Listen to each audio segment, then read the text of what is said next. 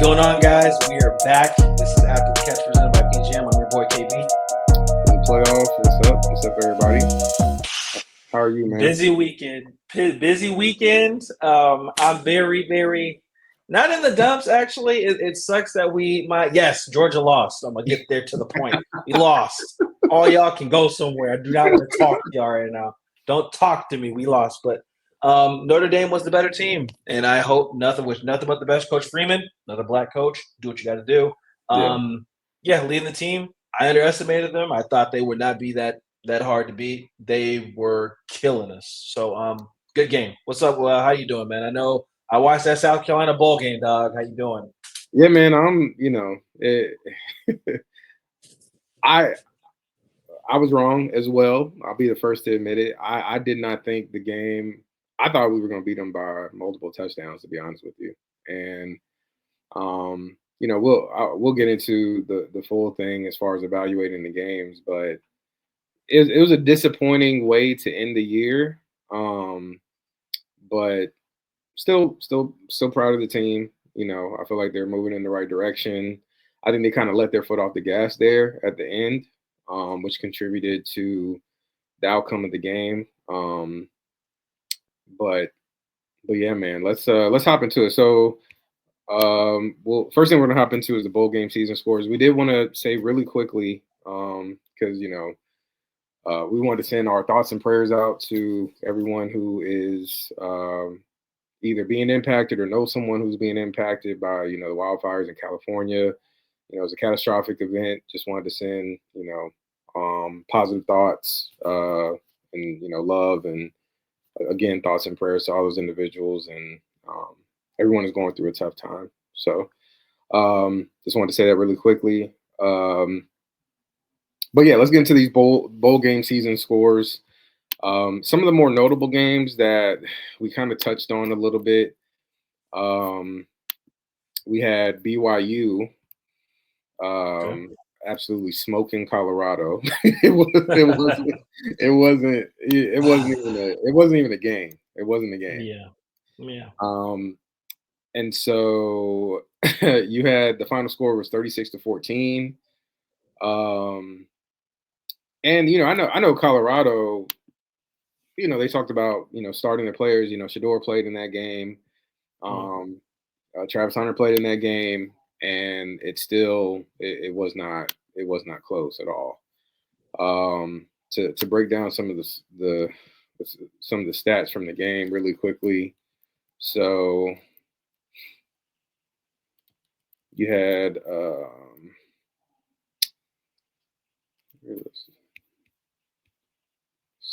me get to the box score. Sorry. Oh, good. All right, so yeah, Shador. He was 16-23, threw for 208 yards, 2 touchdowns, 2 interceptions. Let's see. Travis Hunter had a good day. Offensively, 4 catches, 106 yards, 1 touchdown. Let me see how many times Shador was sacked, because it had to have been. Well, let me guess. Plus 7 times I'm trying to see if it'll let me see that. for the Shador one. I say if I can find it. Shador was the Buffalo game. It was Colorado, right? Yeah, BYU. BYU, Colorado. Okay. Let me see how many sacks. So it's the BYU 1, 2, 3, 4. So they had 4 sacks. Got you. So they were getting after him a bit. The BYU quarterback, he really didn't play that well. Okay. Jake Retzlaff, he threw the ball. He was 12-21 for 151 yards, two interceptions. It seems like where they really had success was running the ball. LJ Martin carried the ball 17 times for 93 yards with 2 touchdowns. Yeah, so they ran for 3 touchdowns in total. But it seems like they dominated the ball and kept Colorado out of the end zone, really. Like, Colorado normally puts up a good bit of points. And so how do you think that loss, like, how do you think it frames their season? They end the season 9-4, so still much better than the first season that Coach Prime was there. But do you think it puts a damper on their year? Because I mean, BYU was probably the best team they played all year. So how do you grade the Colorado season in your opinion? One, I will say this. First and foremost, I'm not hating on Deion Sanders. Very glad that they turned their season around from last season to this season. So it went from I think it was a losing season last season to this season being 9-4. So congrats to him. But it's obvious that they need to play against better teams so they get used to the type of, you know what I mean, uh, competitiveness, different way they hit, certain stuff like that. So Yeah, for me, I think they did well this season overall. It's just they didn't play against quality opponents. that's So when true. you get against a team like, if we're being real, because we're fans of SEC teams, BYU is nothing to us. Hmm. If we're being real, Yeah, BYU is not a hard team. Not a good, not like they're difficult to beat. They're just not on that level. Like, you know what I mean? So, but Colorado, them not playing against like a lot of quality opponents, them losing to BYU is it's gonna happen. Like, do I think Colorado's gonna win by a whole bunch? No. Doesn't matter that they have the Heisman Trophy winner. Um, but yeah, I think Colorado had a good season overall. I just didn't like how they performed in that game. I did not watch the game personally. I just kept on hearing that Shador was not looking good. yeah, So, um, yeah. He and they just struggled. said they, yeah. Yeah, he struggled in that game. Took those sacks that I mentioned, and again, just not really as effective. That offense wasn't nearly as effective as it has been, and I think it, like you're saying, it speaks to the quality of the competition. The highest ranked opponent that they played the entire year, other than BYU, was Kansas State, and they lost that game, 31-28. So what you're saying is exactly right. It's like they really didn't play anyone the whole year, and then when that competition gets a little better, especially playing in a bowl game, Yeah. you can just see the difference. And so yeah, but I agree with you. I don't look at that. I mean, to go from, I think they had 4 wins the season previously. Yeah, to Um, 9. so I mean, you double the wins, although not really against great competition. But still, I mean, going 9-4, and I feel like Coach Prime, if he decides to stay there and continue to build that program, I think he's heading in the right direction for sure. So, I um, mean, he already set it up pretty good. He got Julian Lewis, which is a 5-star quarterback, got a 5-star, I think, offensive tackle and a defensive lineman. So you're kind of building your pieces. It just depends on what you decide to do. But yeah, I think, yeah, I agree with you. They did pretty well. yeah, and we'll probably we'll have another episode to talk about this, but um, with how everything kind of is shaken out as far as the draft order is concerned, Mhm. I expect Shador to go early, and I also expect Travis Hunter to go early as well. So Man, that's gonna be interesting. it'll be interesting to see if a team can potentially get him to go from Colorado and come be a head coach in the NFL. I think he Mm. has a personality for it. Obviously, his career speaks for itself. As far as what he did on the field, and I think his approach, I think it resonates with players because they know, okay, hey, I'm talking to somebody who played at a really high level. So again, there'll be other future episodes where we talk about that and break that down, but it'll be interesting to see how that all shakes out. Very true. The next game we wanted to get into um, was Iowa State and Miami. Iowa State ended up winning the game 42-41. Um, and one of the let me break down these stats. Cam Ward, he ended up playing in this game, but he only played um, in the first half, and he ended up breaking down. I want to say it was the Division One touchdown record. Is that Hmm. right? Yeah. So Yes. he broke that record, but they end up losing the game, and he doesn't play in the second half. which had a lot of fans up in arms because it wasn't really announced. It was just something that kind of came out after the game. Obviously, and it's like you're wondering why he's not out there, and you kind of put two and two Mhm. together. Cam Ward again is another player that's probably he'll probably be a first round pick. Um, and so I get he wanted to protect himself.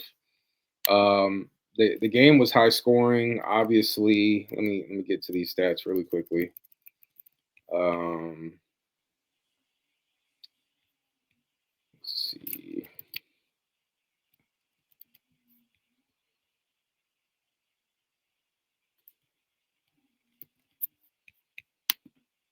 Sorry. You're good.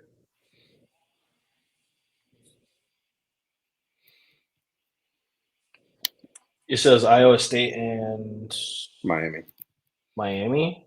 Yeah. So Cam Ward, he was 12 for 19 in the first half. He threw for 190 yards with 3 touchdowns. Yep. Damian Martinez was their leading receiver. Leading receiver, he had 14 catches for 170 yards and 1 touchdown. I'm sorry, he was the leading rusher. I apologize. He had 14 rushes for 179 yards and 1 touchdown. Elijah Arroyo had 4 catches for 64 yards, 1 touchdown. Um, on the Iowa State side, you had Rocco Becht with he was 22 for 36 for 270 yards and 3 touchdowns. Carson Hansen ran the ball really well. He had 16 carries for 82 yards with 2 touchdowns. And really, I mean, it was just an offensive game. Jalen Noel was their leading receiver, 8 catches, 117 yards, and 1 touchdown. And it seems like it just really came down. I think Miami probably would have won Mhm. um, if Cam Ward had played in the second half, but he chose not to.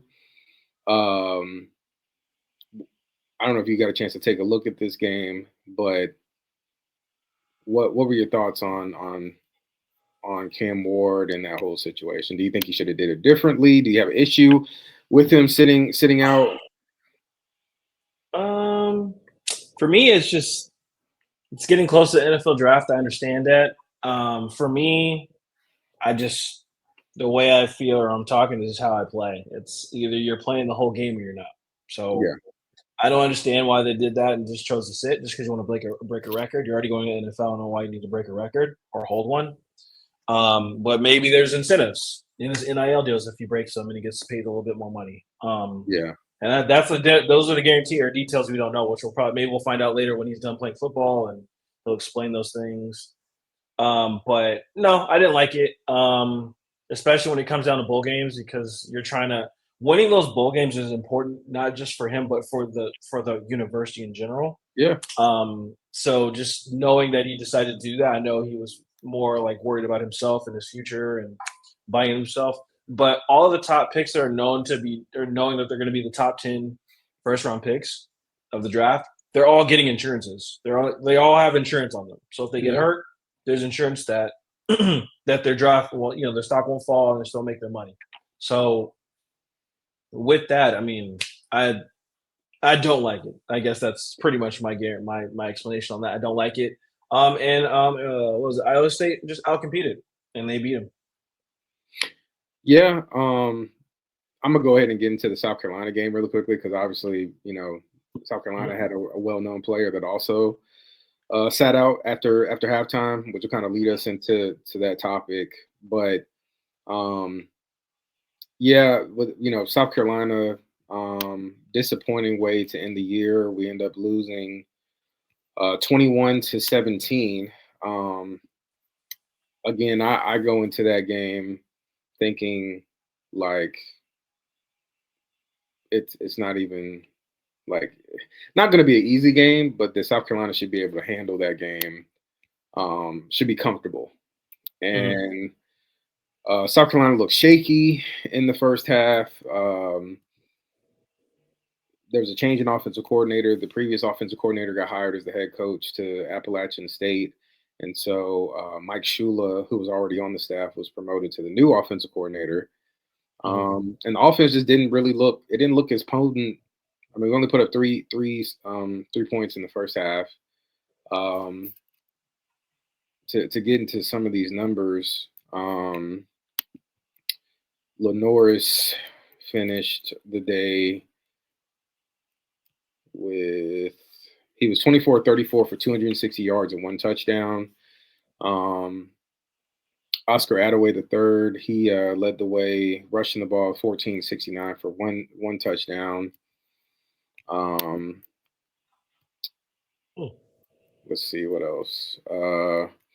Joshua Simon, he was the leading receiver on the day, 6 catches for 69 yards, one touchdown. There was a costly fumble by running back Jawarn Howe. And that's I'm not going to make excuses, but South Carolina had players.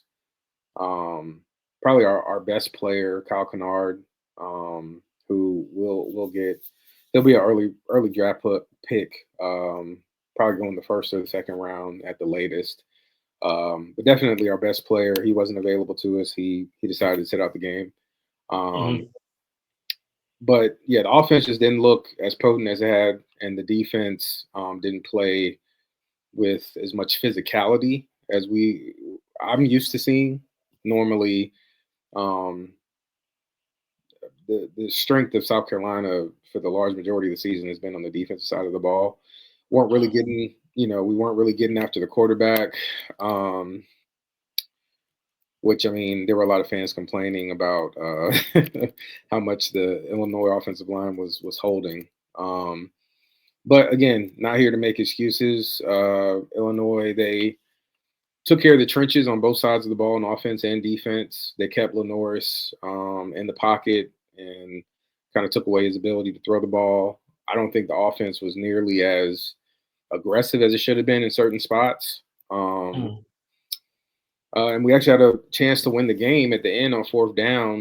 It was fourth and goal, and I think it was either a bad pass or there was some pressure that the defensive line from Illinois got on Lenoris, and he kind of threw the ball into the dirt. It just wasn't an accurate pass, and ended up being a turnover and a turnover on downs. And South Carolina never got the ball back.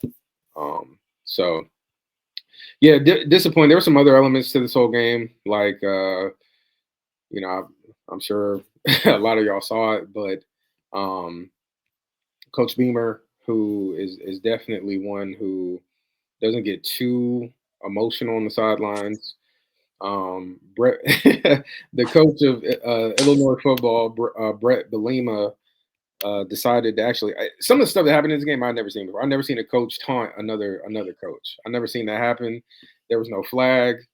He didn't Wow. like something that we did on the kickoff, and that made him do what he did. And Coach Beamer responded again. You never see him get that worked up, but it looked like he really wanted to put his hands on him. A little But bit more than that. The yeah, way he exactly. was Yeah, holding his own. but no penalty. Illinois, there's another element to the game where it seemed like their players were having issues with injuries. Whether those injuries were real or not, that's a whole different conversation. Um, and it was slowing down our momentum offensively. And then also too, they were doing this thing where when South Carolina would substitute, they would substitute as well because you're allowed to do that, but they were going extremely slow. And they were going slow with the Mm. intent of causing delay of games on the South Carolina side. And Mm. so there's a bunch of stuff outside of the scope of football that happened in this game. But again, not here to make excuses. The Gamecocks weren't good enough, and it resulted in a loss. Still extremely proud um, of Coach Beamer and the football team, and feel like they're moving in the right direction. Just disappointing, obviously, not the way I wanted the season to end, but just keep moving forward. We've had some commits come in from the portal, and so we're excited about that. There's been some good news on that front. Um, Mm. the one thing that I did want to talk about, and it kind of leads into the next topic, also factoring in the Cam Ward part of the conversation too. Nick Eman Worry, one of the star players on the South Carolina football team, and He plays safety. He pulled a similar move to Cam Ward. He went in, um, played the first half. At halftime, basically told the coaches that he wasn't going to be available in the second half, and so I think they sent him to the locker room. After, Rightfully so. yeah, and that was disappointing because I think it's like if, and I totally understand he's probably going to be a high draft pick. Um, like you said, there's insurance. Like if an injury happens, it's going to impact your draft status or where you go in the draft, what round you get drafted in. There's Hmm. insurance for that sort of thing. But also too, it's like I don't have an issue with players sitting out, especially after they declare. But if you're gonna sit out, just sit out the game. Hmm. Like don't make yourself available at all. Like coming in and making yourself available for the first half, not having a conversation prior with the coaching staff to let them know that you're not going to be available after halftime. That just doesn't make sense to me. I mean, he's one of the leaders on the team as well, especially on the defensive side of the ball. And that definitely had fans when that news came out and people were like, what, because he wasn't out there, and it's like, okay, did he get hurt? Was there injury? There was no type of injury designation. There was no Hmm. injury announcement, and then you just figure you when the fans figured out that he just kind of took himself out of the game, especially in a game that you lose, you're disappointed. And so there was some back and forth, there was some chatter um, online, but I feel like it's not the way that it's probably not the way he preferred to end his career because there's a lot of negativity around it. Of Um, course, fans are going to be pissed. yeah, but at the same time, it's like if you look at how much good he's done, for the program as a whole, and being a part of the program being turned around, and kind of Mm. keeping that in perspective. You just appreciate, the time he did put in, and him being available, his presence, and um, just being a part of the team. Again, not the way you want to end a career, but um, it's already happened. You can't you can't take it back. You know what I mean? So Right. um, yeah, I mean, I certainly appreciate all of his contributions since he's been a part of the football team. And I understand where he's coming from. I'm not sure who was advising him of his decision, whether an agent or family member was in his ear or what the circumstances were exactly. But again, not how I would have approached it, but Mm. certainly appreciate again his contributions to the team, and I look forward to watching him in the NFL because I think he's gonna just like he had an impact while he was at South Carolina.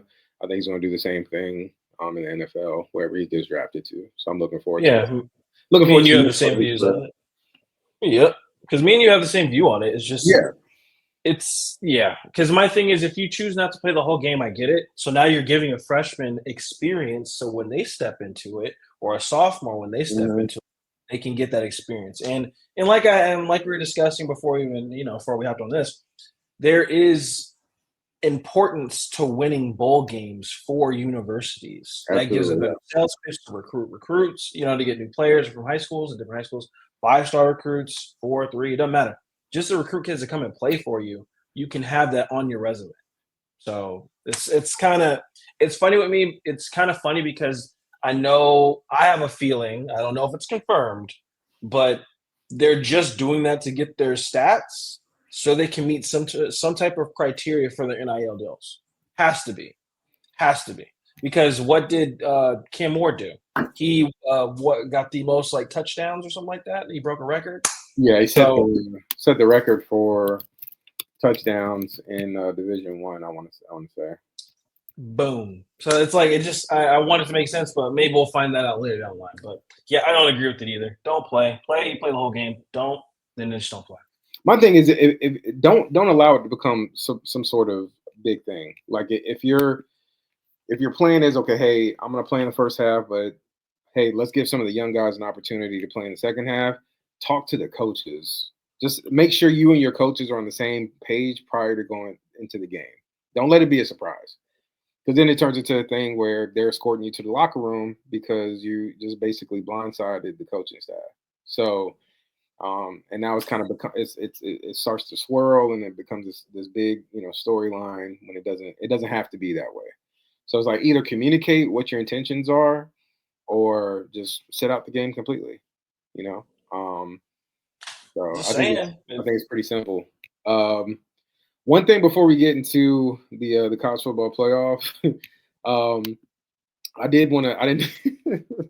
uh, Alabama losing to Michigan, Sheesh. 19-13. Just wanted to quickly. I Jalen Milroe, and I know it's been an up and down year for him, but I just when I saw how much he was struggling, with like and it was raining. I think there was a weather element to all that, but yeah, I mean they losing to Michigan after the tumultuous season that Alabama had. I don't get it. I don't get it. No, I don't either. I was confused the whole entire time watching it. Congrats to him, by the way. He declared for the NFL draft, which I do. I'm still saying, continue to say, that's a mistake. He needs to stay in college. He needs to hone his skills, the way he throws the ball, his stance. There's a lot of things Jalen Milroe needs to understand because going to the NFL like this, you're an athlete, in my opinion. Yeah, You're not a quarterback. So with that, wherever he goes, bet not be my freaking team. It just depends on what he decides to do. I didn't know what was going on because half the time where he had open wide receivers, he's not accurate at all, and he's looking at one like he's literally telegraphing passes. So it's annoying. It was frustrating watching that game because you expect a lot more from Alabama, but then again, they don't have Nick Saban because if they would have Nick Saban, you're putting a more accurate quarterback out there. I'm sorry. So do you think? And I think you're right. I think Jalen this season kind of exposed um, how much Jalen Milroe needs to work on his accuracy. And I see where you're coming from. I do. I don't think that him coming back for another year and working on his accuracy and being in college and kind of showcasing that, I don't think that's a bad idea. But clearly, whoever is advising him, or he thinks that he's ready, and so he's declared. So, um, but we've seen it. It's like if you can't throw the ball accurately, and people just know that the only threat that you're capable of is running the ball, it's going to change the way they play you. You know? Do you see him as a first round draft pick? No, I don't. Do you see him as a second round draft pick? I think I think See? most I think most organizations in the NFL currently coming off the year that he played, I think they look at him as probably a mid-round draft pick, maybe a third round draft pick. That's like Third a or fourth. It's like yeah. Um, yeah, so I I don't know, man. I just you know what I see him we'll as? see what happens, huh? No, keep going. No, I'm just saying. I think these organizations and these front offices are going to look at him as a project, and I think he's going to have to put in some work in order for I think wherever he goes, he's not necessarily going to be the guy. He's going to have to compete, and he's really going to have to show that he can throw the ball accurately in order to get a shot at really, at being a starter in the NFL. 1,000%. And that's what I was gonna say. You know where I see it. You know what I see happening to him. He's going to be a Justin Fields, just more athleticism, Yeah. less accuracy, and that's saying something. Like it's like Justin Fields had an accurate ball in college at least, and I can't even say like he had a better accurate ball, excuse me, than Jalen Monroe in college. So that's kind of like he's getting exposed to the point to where it's like you look better than you are because your wide receivers are making those throws look good. When in hindsight, they're not accurate pass. Like those deep fades he's throwing to Ryan Williams, who's one of the youngest and best wide receivers in college football, and he's just catching him and running it back. Those are just him making plays. I Yeah. don't know about the throw. So, Yeah, man, I'm with you 100%. So yeah, so let's move into the college football playoff bracket, and talk about the quarterfinal games that happened. We had two. We had um, just get my team over with. Just let's rip it, rip it, just rip it. oh no, we had four. My apologies. Um, Hmm. so we had, let's see. So you want to do yours first, or you want to go? Rip the band-aid. All Just right. rip that So band-aid. we had Notre Dame defeating the Georgia Bulldogs. And the final score was 23-10. Um, what were your takeaways from the game? Well, first and foremost, like we did with LA, I have to do it for New Orleans. Whoever decided to do that dumb stuff and run through barricades and run Oh people over, and the people who lost their lives and got injured and got put in the hospital due to some idiot, yeah, that's yeah, I don't appreciate that. Definitely thoughts and prayers out to New Orleans and all their citizens and anybody who visited there. Young kids, adults, children, doesn't matter. Yeah, that they didn't deserve that. yeah. That canceled the game that were originally supposed to be played on that day. Um, but yeah, about the game, it's just Notre Dame was the more physical team, well prepared. They knew exactly what to do with Gunnar Stockton. They knew he was a new quarterback to the to playing in of one of the highest stakes he's ever played in his life, besides state championships for high school. He had Gunnar Stockton actually didn't do too bad. Let me see if I can find his stats because I got it. CP got it. Uh, okay, gotcha. I got Yeah. one too. Gunnar Stockton had 234 yards. He threw 20 for 32 because he couldn't get protection.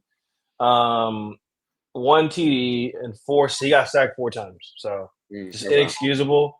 Um, and again, I think woe is me when it comes down to our wide receivers just dropping a lot of touchdown passes. We had two touchdown passes we could have had, dropped them, didn't do too well. Georgia overall, they just didn't. They played like crap. That was an off day for them. They didn't do what they were supposed to do. I thought they were going to bring the fire. You thought they were going to bring the fire. I thought it was going to be slim to none. We were going to win that game, possibly lose, and this next round coming up. But no, Notre Dame was good. They had Leonard Riley, good quarterback, good scrambling quarterback. And yeah, they just outplayed us, man. 23-10. It didn't the way it felt like it while watching the game didn't feel like they were that much better than us. It's just that score. It's eye opening, man. Like there's just certain things you can't allow to happen in the games, and it just does. Yeah, I think that in the past, when we've seen Georgia lose a game, it's a nail biter. Like y'all don't really lose by multiple scores like that. That's just different. And thank you for mentioning what happened in New Orleans. Again, thoughts and prayers to anybody who was impacted by that tragic event.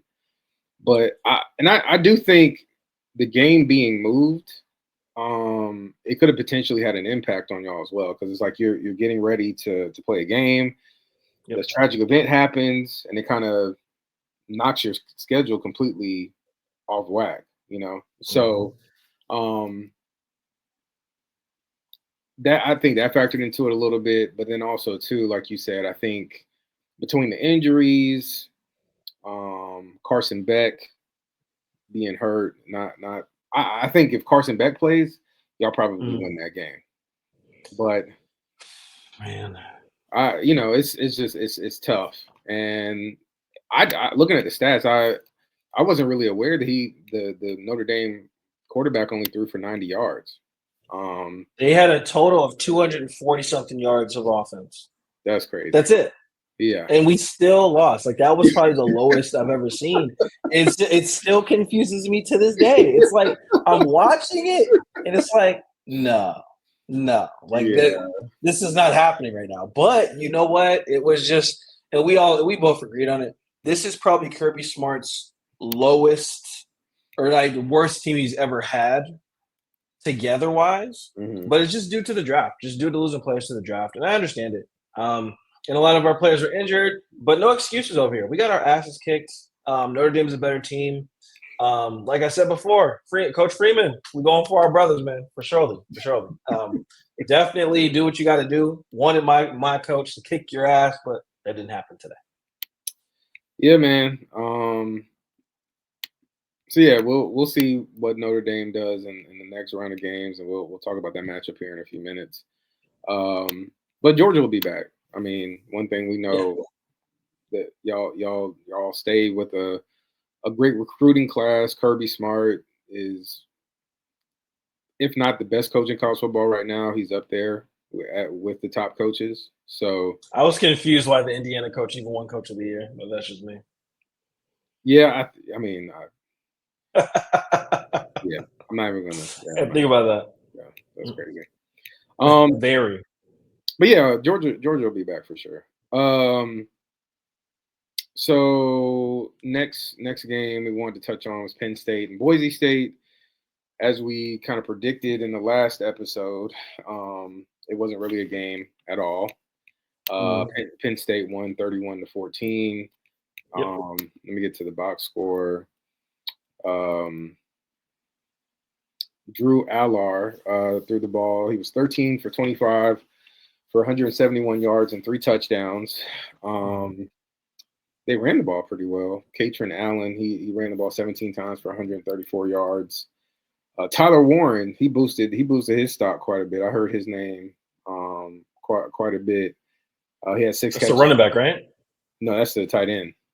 Oh crap! Yeah, he had 6 catches for 63 yards and 2 touchdowns. Boise State on the other side, I mean, their quarterback struggled. Maddox Madsen. Okay. Maddox Matt. Can't say that 3 times fast. Yeah, exactly. Yeah. He threw the ball 23 times. Well, he was 23 of 35 for 304 yards, 1 touchdown with 3 interceptions. Ashton Genty did his thing. Contributed. He had 30 carries for 104 yards with no touchdowns. And I think, we initially when we were talking about this game, we were like, if Ashton Genty doesn't go crazy, then I mean Boise State doesn't really have a chance. And now, and congratulations to Ashton. He's going to be a high draft pick probably. Looking forward to what he's going to do on the NFL level. One thing I wanted to ask you, and I haven't really watched a bunch of Penn State football this year, but Drew Allar, they're saying that maybe, and I think he's already said he's coming back. But I've seen on social media where some people are thinking, I guess, because he had such a good game, that depending upon how things go in the semifinals and the rest of the college football playoffs, maybe there's a chance that he'll declare for the draft if he ends up getting like a first round grade. I'll say this. Now, this is a very long shot. Okay. If Penn State can make it to the national championship, not even win, I think Allar is going to flip and say, I want to go to the draft. Okay. And he'll get a high draft pick. If he wins the national championship with Penn State, he'll be number 1 in the draft. Number 1 draft pick. So you think if they win the whole thing, you think he's going to be the first pick? He's going to be the first pick. He has the size. I think he's about 6'4", 6'5", right? Good arm, good accuracy, good head on his shoulders, and great attitude. Okay. He's a better quarterback out of Cam Ward and Shador. Guaranteed. Yeah, he's 6'5", 238. So 230. That's a big bin. Yeah, that's a big bin. He's a solid. Okay, we'll have to stay tuned for that. I mean, when we were kind of looking at these games initially, these 4 games, I felt like Penn State definitely had the easiest of the matchups. Yes. And so, of course, they advanced to the next round, and we'll talk about that matchup against. They'll be matching up against Notre Dame, actually. But we'll get into that in a minute. But their next Notre Dame is going to be a much tougher opponent than what they had going against 1,000%. What they had going against Boise State. So Next two games we just want to touch on quickly: Ohio State, Oregon, which a lot of people thought was going to be the most competitive game of the Whoop that weekend, ass. and Ohio State came out there and put a whooping on Oregon. It wasn't even a game, and so Mm. um, the final score ends up being 41-21 to get into um, the box score. Will Howard, outstanding game, 17-26 for 319 yards and 3 touchdowns. Mhm. Travion Henderson ran the ball 8 times for 94 yards with 2 touchdowns. Jeremiah Smith, man, Killed it, bro. he was doing his thing. 7 catches, 187 yards, 2 touchdowns. On the Oregon side, you had Dylan Gabriel. He had a decent game, 29-41, 299 yards, 2 touchdowns. They didn't really run the ball that well. Nope. 28 carries for minus 23 yards, which is crazy. Well, and some of that's coming from sack yardage, but Yeah. um, yeah, I don't know. Just Ouch. Ohio State clearly used that first game, the loss, as motivation, and they came out with the intention to show the entire country that Oregon um, is not the better team, to say the least. So they put a beat down on them, man, and it's kind of crazy because I feel like Ohio State, it's like they're one of the better. They've been on this roller coaster because they were one of the better teams in the nation during the regular season. They lose. The only game they lose is Oregon, and I think they lost by. How much did they lose that game by? Sorry. All good.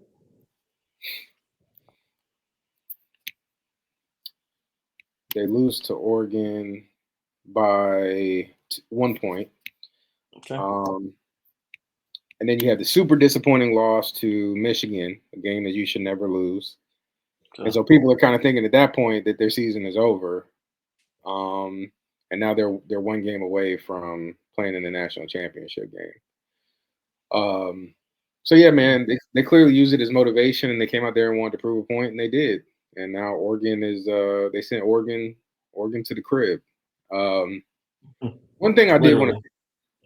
I want to pick your brain on. So people are thinking that because Oregon, they played the people are there's been some discussion on social media and people trying to say that Oregon got the short end of the stick, How? um, because they beat Penn State Mm-hmm. in the what championship game was that? Big 12. Or is it Big 10? Big 10.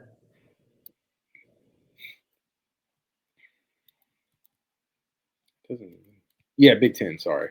So yeah, they beat Penn State, Big Ten championship, Mm.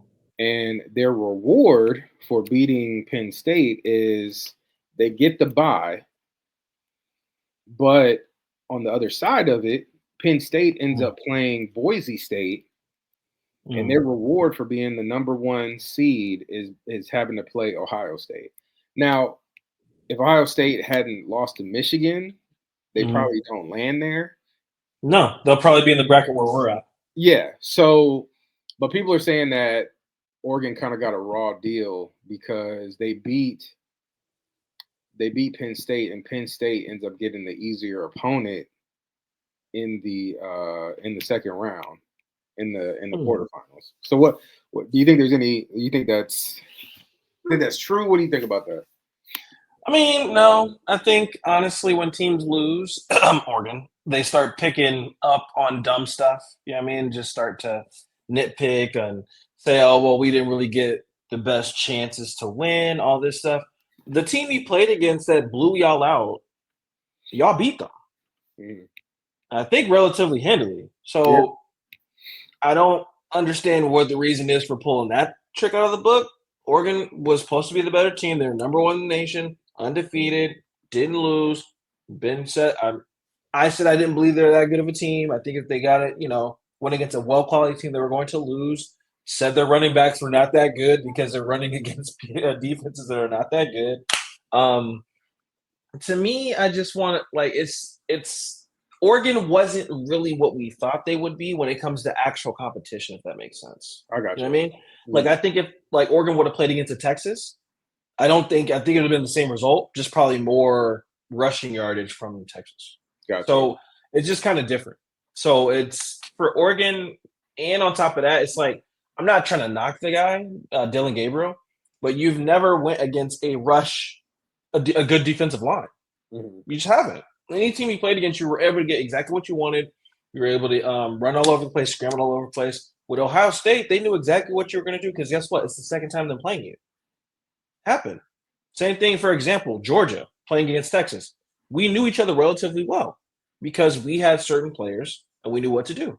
So it was just like it depends on what you're doing. But for Oregon, they disappointed me. I thought it was going to be a better game than that. I thought it'll be better competition than that. It just proves that it doesn't matter what rank you are. Just when you show up, if you're not that good and you have weaknesses, it will be exploited. And I think it was very exploited because Dylan Gabriel being the shorter quarterback, it was hard for him to get passes over the line. So they just kept batting it down. They just kept putting like a spy on him just in case he tried to like scramble and stuff like that. And the running backs, dude, I'm not even trying to be funny. Like what is the average running back size you think in the SEC? Oh, 5'9"? Yeah, you got some big boys running around down there. Yeah, That's what I'm saying. It's like just 5'10", close to 6 foot. These cats are like 5'8", 5'9". So I don't know how like you getting around linebackers that are about 5'11", close to 6 feet, 6'2". Defensive linemen are just gonna grab you with one hand, like one arm. So it's kind of tough because they didn't get the short end of the stick. They just got out competed, out coached too. And Dan Lanning, Coach Lanning for the Ducks, he likes to talk a lot. You know what I mean? You know where he gets that from, so you know where he gets that from. Yeah. And so it's like if you want to consider yourself a big dog, they consider themselves big dogs all year.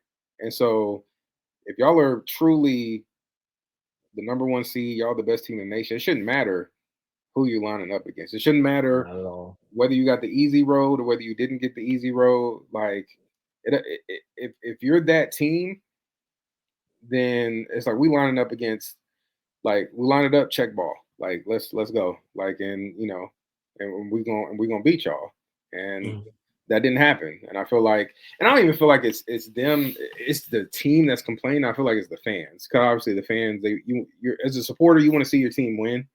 Mm-hmm. But it didn't line up that way. But they had an opportunity. They faced a team they had already beaten once this year, and so it's like we're talking about elite competition. I do think one change that should be considered is I don't think the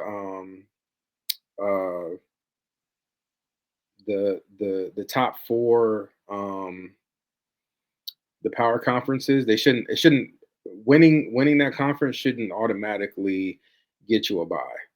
Because I mean, there were clearly teams like Boise State didn't deserve a bye. Who else? Arizona State didn't deserve a bye, and so I think they're gonna have to go back to the drawing board as far as obviously it's like if you win your conference, and I mean honestly I don't feel like Clemson should have got in, even if even we've already talked about that with them winning their conference, but also it's like winning winning the conference championships of certain conferences, it shouldn't automatically qualify you for a bye. This is true. So it should all be based on, it's like even if you win the conference championship, if you're clearly not a stronger team than another team in the top 12, you shouldn't be seated above them just because. So they're gonna have to go back to the drawing board, and I think they will adjust and be flexible with this. I'm interested to see what direction and what changes they make. But last but not least, the last game from the quarterfinals was Texas and Arizona State, which actually ended up being probably the most exciting game of the weekend. It went to double overtime.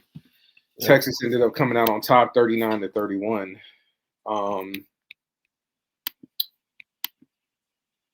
honestly, the biggest takeaway I had from this game, and I want to get your opinion on this, because you had a lot of discussion on social media about whether the hit on the from the Texas linebacker on the I want to say it was a running back, it may have been a wide receiver, I'm not sure.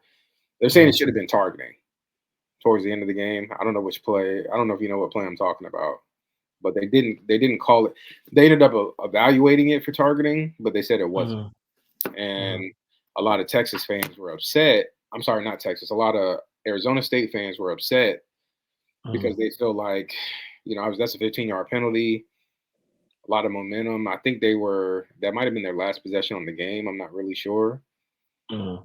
but they don't think that it should have went to overtime. Basically, they feel like if they had called that targeting, there's a Mhm. possibility they would have won the game in the fourth quarter, and Texas wouldn't even have had a chance to tie the game then. I mean, again, there was two questionable hits. There was one that was done on the Arizona State that they didn't call, but then there was also another no call where the Arizona State hit. I think it was Isaiah Bond, Okay. and like he just boom, they collided. But you see, Isaiah Bond got hit, and his head went down and hit the turf pretty hard, and they didn't call anything. And it was literally he's making a play for the ball, but the dude clearly was going in. It's like he's going, and you just see him just collide, just boom, and he just gets hit. So for me, it was just like both were no calls. I mean, what are you gonna do? So Yeah. that's kind of my thing. I'm looking at it like they didn't call the one thing, they didn't call that one, but they also didn't call the other one in overtime where the kid got hit. So it's like, I mean, beggars can't be choosers, and at that point, Arizona State was beggars. I did think I was really scared. I was worried that Texas was actually going to lose to a team that wasn't supposed to be that good. Shout out to Scatabo, who's probably one of the best running backs I've ever seen Shout come out out to of Arizona Scatterbo, State. man. He That looked dude is he looked amazing in that game. He looked Dude amazing. is an all-purpose back. I've never seen anybody run the ball like that, catch the ball, freaking throw the ball. He threw a TD like that. So, but no, I mean, yeah, I think bears can be choosers. I just think at that point, it's the same thing, kind of like the Oregon thing. At the same time, it's you guys lost. Now you guys want to be like, well, they should have caught this. Well, they should have did Yeah. that. Like, no, just honestly, when like that, I just think it was kind of a nil-nil because one play happened, you thought it should have been targeting. Then on the opposite end, the same thing happened. They didn't call it. So I just think it was kind of like they just X'd each other out. But yeah, I mean, there were several instances that Arizona State had the chance to win, but Texas just stepped in and stopped it. So No, I'm with you. I mean, Arizona State had their opportunities, and they just it wasn't enough. They didn't take advantage of them fully, and I want to say the game ended on an interception, I believe. So mhm. um, they had their shots, and I'll commend them because they played a much better game than I thought they would. I didn't think the game was even going to be close. I thought Texas was going to, win the game comfortably, but they played well. I mean, to get just to kind of go through some of these stats really quickly, take into account and went to double overtime. But Quinn Ewers, he was a 20 of 30 for 322 yards and 3 touchdowns. Um, Quintervion, is it Wisner or Wisner? He ran the ball for them 18 times for 45 yards. They didn't really run the ball that Oh, well. Wisner. Wisner, okay. They Mm. were Matthew Golden was a beast. He caught the ball 7 times for 149 yards and 1 touchdown. On the other side, Scatabo. Scatabo was everywhere. He ran the ball 30 times for 143 yards for 2 touchdowns, and he led the team in receiving, 8 catches for 99 yards. So I mean, he was Total of damn near 300. yeah, Like, yeah, he was duh. literally doing everything. And I think he's going into the draft, I believe, and he put his best foot forward there. On the last stage he'll be on for college football, and I'm not sure what Mm. round he'll go in, but I think he's going to be effective on the next level as well. So kudos to him for having a great game, even though it didn't go the way they wanted to. So last but not least, let's get into these semifinals matchups really quickly Yeah. before we get out of here. So we got 2 games. One game, The first game comes on tomorrow night at 7:30. Penn State and Notre Dame. Currently, Notre Dame is favored. Not much. It's Mhm. they're favored by 1.5. So they're expecting the game to be pretty close. Um, I'm leaning towards Notre Dame Mhm. on this. I just feel like Penn State, for the most part, has played inferior competition, and Notre Dame. I mean, they're coming off of a really good win against Georgia. So I think, based on previous opponent, I think they'll be more locked in, more prepared for the moment. Mhm. And Notre Dame, they have this tendency of like not showing up in big games, and this is really Marcus Freeman his opportunity to kind of put his stamp out there, as far as showing what type of coach he is. But I think people were kind of worried, because he's replacing Brian Kelly, Mhm. and kind of the expectations that were there when Brian Kelly was the head coach, and him coming in and following him. But he's done a really good job, and I think this is just another opportunity for him to show that he's the right guy. So I'm definitely. I think it'll be a close game, but I think Mhm. Notre Dame will pull away in the end. I agree. I want to say that Notre Dame. I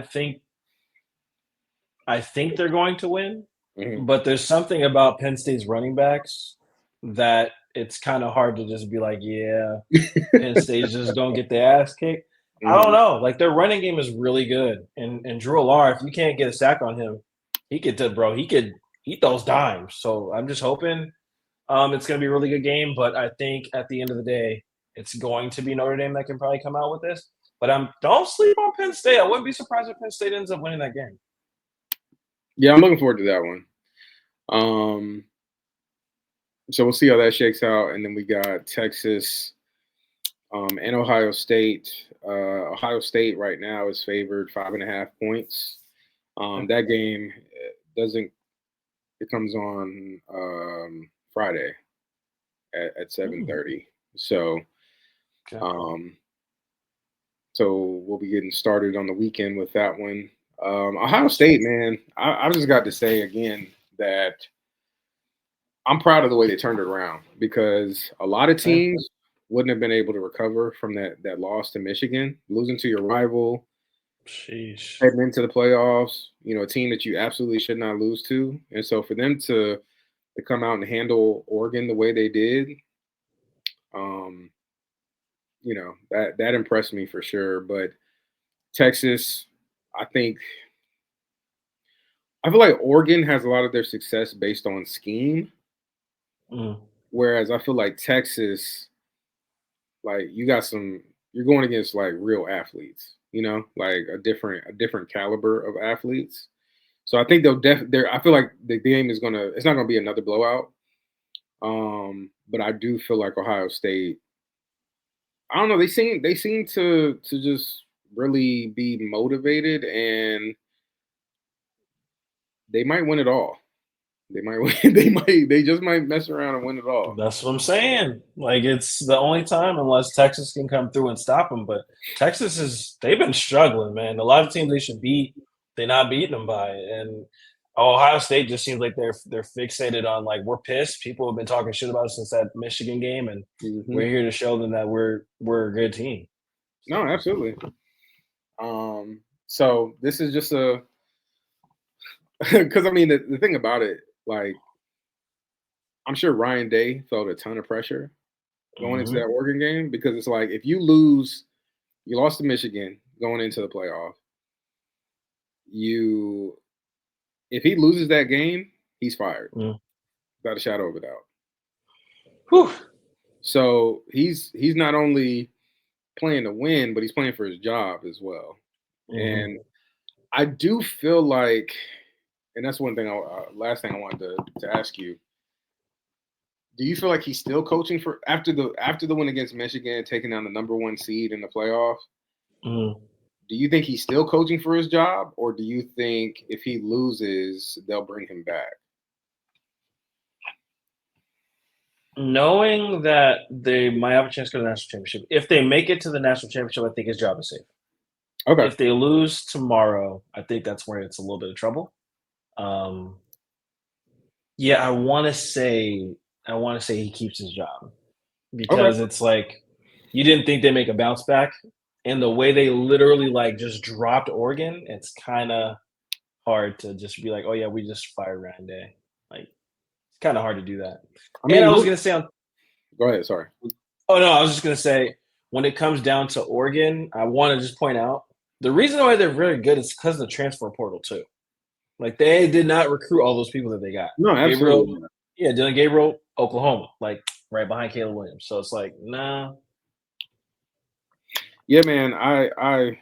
I'm with you. I feel like if he does make it to the national championship, it's going to be really hard because like if he beats Texas, makes it to the national championship, even if they lose, who else are you going to hire out there that is a better coach than Ryan Day? And it's like, okay, maybe there's some names out there, Mm, but a lot of these openings, like coaches are already interviewing. They've been high. Hires have already happened. So you're mm, behind the eight ball because you're making a deep playoff run. exactly. And some people were speculating maybe Mike Vrabel, who used to play for the Patriots and who coached the Yeah. Titans, like Mhm. he would be a good fit. But to be honest with you, and not to get into too much NFL stuff, but after the Patriots fired their coach, I think he's probably the lead can, and that's what social media. That's what people are saying on social media as well. He's the lead candidate for that job. So I think Vrabel is probably going to end up in New England. Um, so yeah, that I say that to say, like, if you do fire Ryan Day, who else are you putting? Who are you gonna put in there that the fan base is going to be super excited about? That's going to be It's tough. it's tough, exactly. So yeah, man, we got some exciting. I mean, it's going to be a great football weekend. Um we got Notre Dame and Penn State tomorrow night. Then we got um shoot, why am I blanking? I was just talking about it. Texas and Ohio State on Friday, and then we got the wild card games for the NFL coming on this Oh, that's weekend as this well. Saturday? That's Yeah, Saturday? that's our Saturday. Yeah, so Oh man. it's a good weekend for football, man, and it's bittersweet because we got three more college football games. National championship is after these two games, and then we Is got the that is the national championship on that Monday or the following?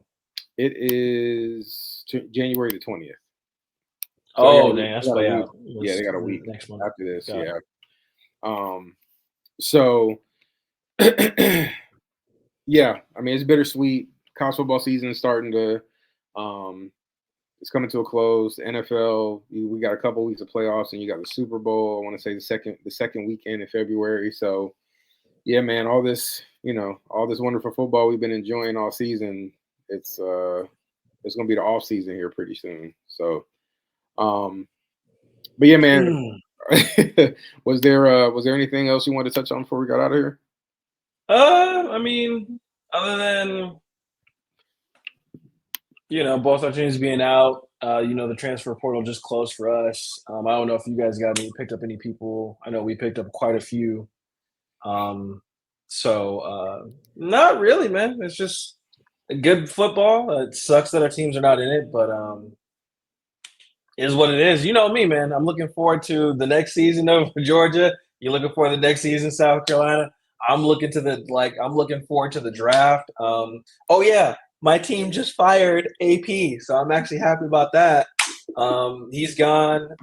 Unfortunately, it does suck for a lot of black coaches to get fired, but he just wasn't it. Yeah, yeah, Um, yeah, so I'm kind of like I'm excited that that's gone because, like I said, for my team, it's just been a minute since we've actually truly had a vision and a good coach to like lead us into the promised land, which is winning Super Bowls. Because we haven't won one since the '80s, so it's definitely something I'm hoping that we do. But that's pretty much my highlight. That's all I wanted to get out because AP's fired. I celebrated like crazy. You see me celebrate on the social media. Um, yeah, I want to be a good football team. yeah, I'm pretty sure you know what that feels like because you guys made it there. So yeah. Again, we're gonna have to do an NFL episode too to kind of talk through some stuff. But as y'all know, I'm a Bengals fan, and um, it was I knew once the team was like 4-8, I knew the chance of them making the playoffs was a long shot. But it's still, especially because everything we needed several things to happen. We needed coming down to the end of the season, the Bengals needed the Colts to lose. They needed the Dolphins to lose, and then they needed the Broncos to lose. And Yes. everything happened other than the Broncos losing because the Chiefs decided they wanted to bench everybody and basically gift wrap a playoff berth for the Denver Broncos. And You know what that meant. That was a I shot to get it. y'all. I understand. I know why. It's like, okay, hey, you want to rest players and all that stuff, but you can't convince me that they also did not want the Bengals to be in there. Like you just Yeah. can't convince me otherwise. So, You're lying.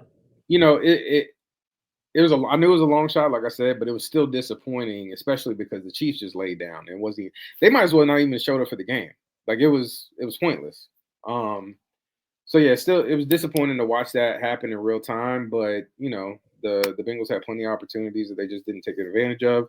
The Bengals did fire their defensive coordinator in addition to some other moves as far as getting rid of some other coaches on the coaching staff. So I am excited to see what they decide to do and what changes they decide to make as far as the coaching staff goes.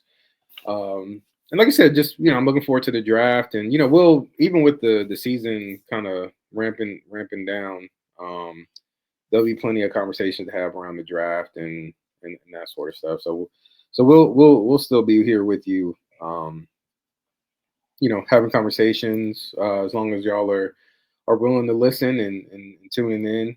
Please like, share, subscribe, comment, turn on post notifications so that you can catch the new episodes that we drop in addition to other content that's released on the PGM YouTube channel. But yeah, man, we'll go ahead and shut it down. Looking forward, to um, the games coming up this weekend, both college and NFL. Appreciate everybody tuning in. Um, please stay safe, and we will check in with you on the next episode. This is playoff, KB. and we'll catch y'all next time. Peace.